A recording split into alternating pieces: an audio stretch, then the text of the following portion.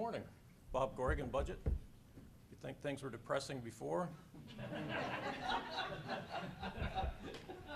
In Budget, we specialize in doom and gloom, so hold on. So this morning, actually, there's good news on the horizon, on the economic front at least. There's good news, so I'd like to talk a little bit about kind of what's going on in the economy and then what we see happening in the economy looking forward, and then what's the likely impact that's going to have on our revenues and expenditures moving forward. As you can see, as Chris already touched on, unemployment rate is the lowest it's been since the fall of 2007. It's at about 5.3%.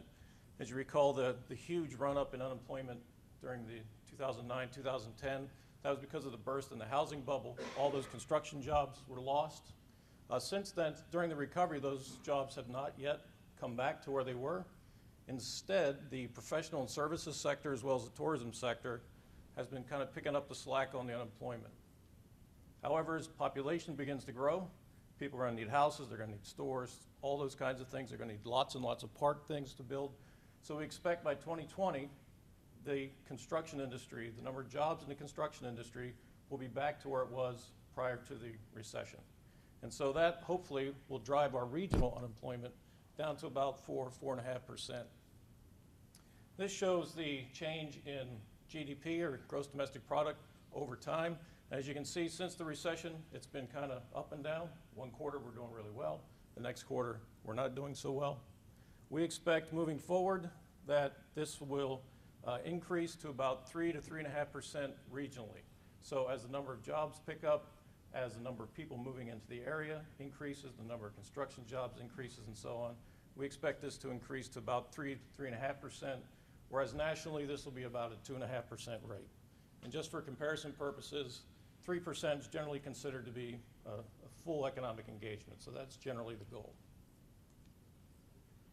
Foreclosures, good thing happening on the way to the recovery. The number of foreclosures has decreased from about 927 in October of 2008 to about 150 a month now.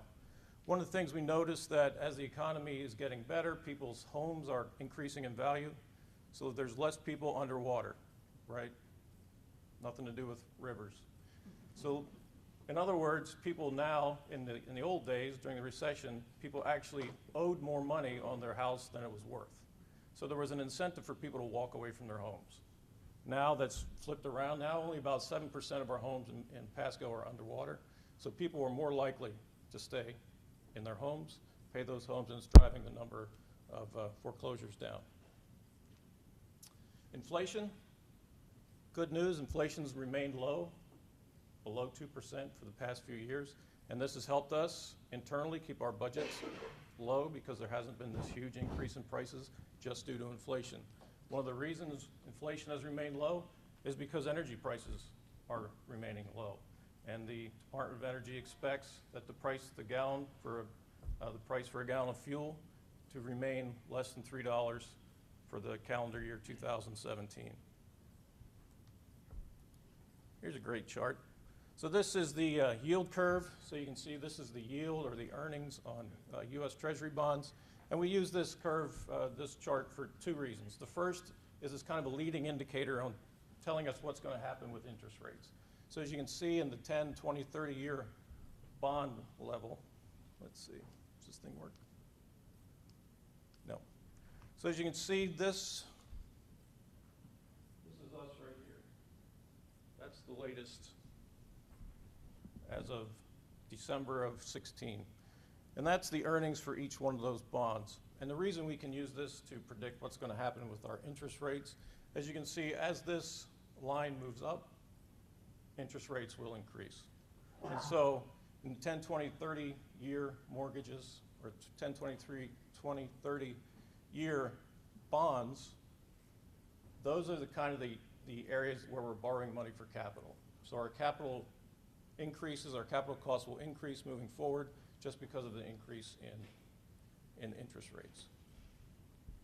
The second thing we use this for is as an indicator of what's going on in the economy. And so this is the correct shape for this curve. Should be sloping upward. And when it is sloping upward, that's an indicator that investors are feeling good about the economy and they expect the economy to be growing in the future. as this line flattens out or inverts, bad things happen. And so we're going in the right direction here. So just in summary, the economy's been rather slow in recovery. We expect that slowness to continue, but to pick up slightly in our regional area. So as we opened up the budget process, some of our goals, as you can see here, for our budget process moving forward. Since we're not expecting the economy to take off, we're not expecting lots of new revenues to come in, we're asking that you come back with your budgets at a flat rate, right? So you've received your target. We ask that you come back at a flat rate, and new resources then would be requested through either a proposal or a business plan initiative. Here are some of our strengths and opportunities for improvement. As you can see, our debt service is very low. This is a good thing because this is a fixed cost. Actually, our debt service is low, and it may be a little too low, so we'll talk about that in a little bit coming up. On the opportunity side, a limited appetite for additional taxes may not be an opportunity for improvement. It might be. But I think what we learned from this is that we are very much in the depths, the day-to-day. We understand what's going on, and so we understand why we need additional revenues for what we're doing. Others may not understand that. So during the budget process, we've got to do a very good job of explaining, building the case why we need these additional revenues. So, reserve, fund balance. The best practice is to have 2 months' worth of expenditures set aside in a fund during an emergency. So if there's an emergency, you can continue operations for that 2-month period. You can see all of our funds meet that benchmark best practice with the exception of the general fund. We're at about 1 month, or 9.6% for the general fund. This is our taxable assessed values I talked about since 2013. Taxable assessed values have increased almost 20% since 2013. However, you'll notice that although they're increasing, they're not yet back to where they were at the high point in 2008. So they're down to about 6.8 billion less than they were in 2008. When you translate that into property tax revenue, that's about $51 million a year in property tax revenues that we're not collecting just because of that decrease. So this shows as our property tax revenues have decreased, the demand for service has actually increased. So the demand for service being the population increasing. A big piece of why we're able to increasing in our revenue is this increase in new construction.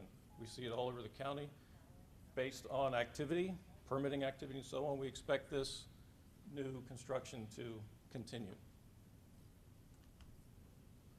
Just as a reminder, I'm sure everyone has this imprinted on your memory, but overall budget for fiscal year 2017 is $1.3 billion. The biggest piece of this coming from biggest revenue source being fund balance. So this is money that we set aside, we put it in the bank, and we have a project, and we then take that money out of the bank to fund those projects.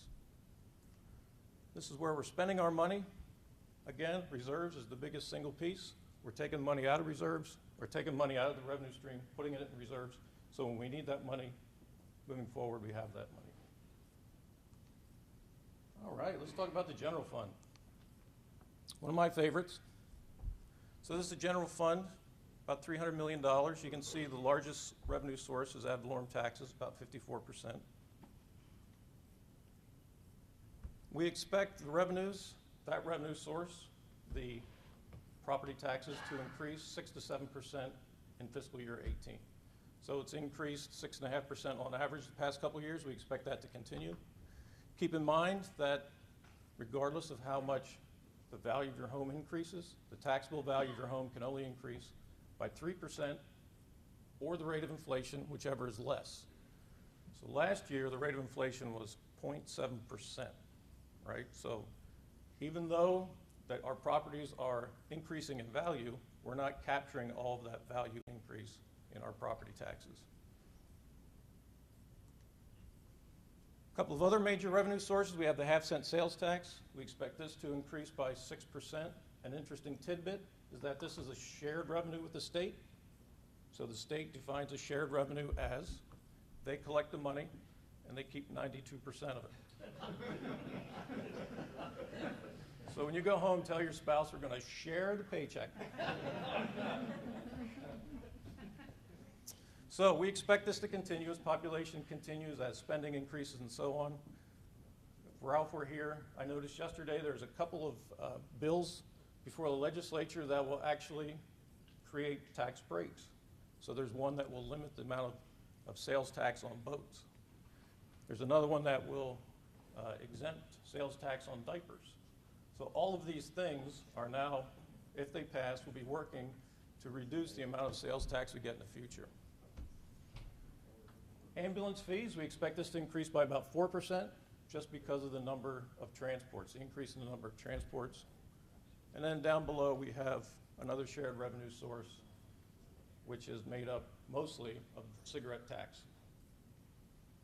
So here we have some increases. Of course, I wouldn't be in the budget office if I didn't give you some doom and gloom, right? We're expecting our property taxes to increase by 6%.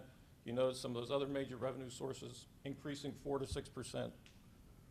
On the other hand, there are some expenditures that are going to gobble up those increased resources. The first one is we've already committed to the deputies, the sheriff, that we will fund phase 3 of that pay increase, right? So that would be the final phase. That's about $4.5 million. There's also other kinds of normal operating expenses, insurance, health care, all kinds of stuff. We would like to be able to implement a pay increase for employees this year. And at the bottom, of course, after all that's come into play, anything that's left over then can go towards proposals and business plan initiatives. All right.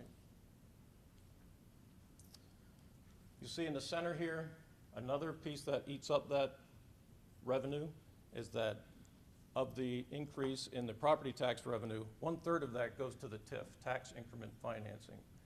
And 1/3 of all new revenues in the general fund don't go to fund operations, rather they go to the TIF, and those monies are used to fund transportation throughout the county. All right, Municipal Service Fund. A few folks here from the Municipal Service Fund. Mostly, this is funded through taxes and charges for service. I think Lieutenant Dan, is he still here? There you are. He was talking about this a little bit earlier, the communication service tax. This is a tax that is used to fund the Emergency 911 Center. This tax has actually been, the revenues for this have actually been decreasing by about 2% a year, and we expect that to continue over time, primarily as consumer behavior changes. So in the old days, like 2 years ago, we all had a home phone, a cell phone, a fax, computer, all those kinds of things. Each one of those is subject to the communication service tax. Now we all have a smartphone, we don't have all those other things, and so the number of devices that are subject to the tax is decreasing. Development fees, all right, Don. Development fees are increasing here. You say, wow, we're rolling in the money. The problem is this is a demand-driven revenue, which means as the revenues goes up, that means there's more work out there. They need more resources to do the work. Some other revenue sources in this fund are decreasing. Foreclosure registry fees are decreasing. And our animal licensing, we're expecting that to kind of be a flat line moving forward. So moving forward, we're expecting in this fund, revenues other than development fees will be kind of flatlined, which means that we've got to make up that loss of revenue somewhere else. And what we do is we split the half-cent sales tax revenue from the general fund to this fund. And so you can see in this year, 17, 50% of those sales tax revenues went to the Municipal Service Fund. That's an increase from 2014 of about $8 million. So increase from $8 million to $15 million, which means there's less of that half-cent sales tax revenues to be spent in the general fund. Road and Bridge Fund, this will give Mike a giggle. So here we have the revenues are generally from other taxes, charges for service, and so on. Mike talked about the fuel taxes. Fuel taxes are used to fund the maintenance of these roads. We have 4 different fuel taxes. As you can see, for the most part, they're flatlined, right? They're not increasing primarily because even though we're driving more, right? I have kids, so we all know they're driving more. Some will have drivers soon. Even though we're driving more, cars are more fuel efficient. And so this tax is a per gallon charge. So cars are more efficient, we're buying less number of fuel gallons, and so it's pretty much just flatlined. The State Revenue Estimating Committee is projecting that these sales tax or those fuel taxes might increase by about 0.5 to 1% next year, right? So Mike would say that's great if my work were flat, right? So the amount of lane miles he's got, sidewalks, all those kinds of things are increasing. They're not staying flat. So the revenues that he's using to maintain all those is staying flat, whereas his assets are increasing. So what we're doing is taking a portion of the TIF that I mentioned earlier and transferring that into the Road and Bridge Fund to fuel the kind of ongoing maintenance kinds of stuff. And so what that does is that leaves less money in the TIF for road construction. Oh, the fire fund. Chief here? All right. Ad valorem taxes is 76% of the fire fund. And that bottom line is the taxable assessed value that the fire fund property taxes are based upon. As you can see, they are increasing.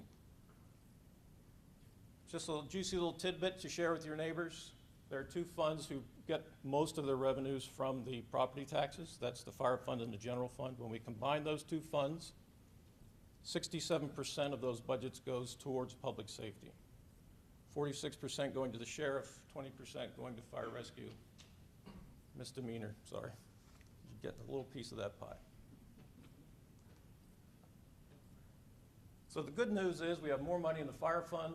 The bad news is the state of Florida says even though our firefighters are firefighters/paramedics, you cannot pay for paramedics with the fire fund. They have to be paid with the general fund.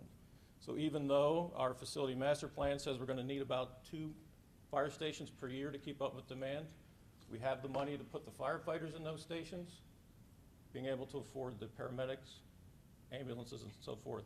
That's going to be our challenge. Stormwater management. Wow, I think you pressed us all enough earlier. Don't know that we have to go through that. And so you'll see in the middle of the screen here just some other revenue sources that are available to us that we haven't taken advantage of, that if we were so inclined, we could take a look at those. And that's it for me.